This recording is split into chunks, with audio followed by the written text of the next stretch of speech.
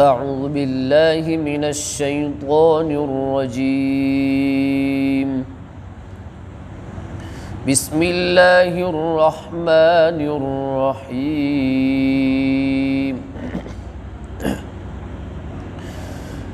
ألف لام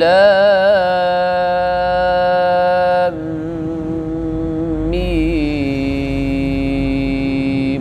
ذلك الكتاب لا ريب فيه هدى للمتقين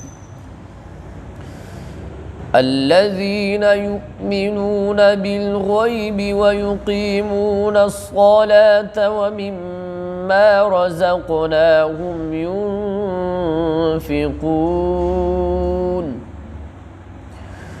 والذين يؤمنون بما أنزل إليك وما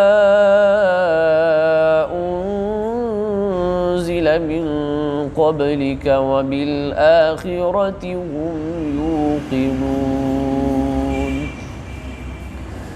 أولئك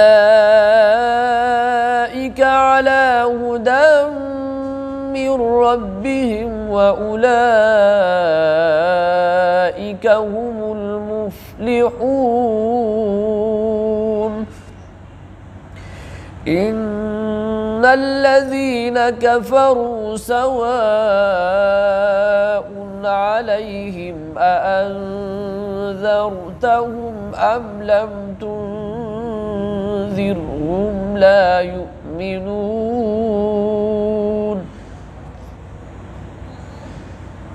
ختم الله على قلوبهم وعلى سمعهم وعلى أبصارهم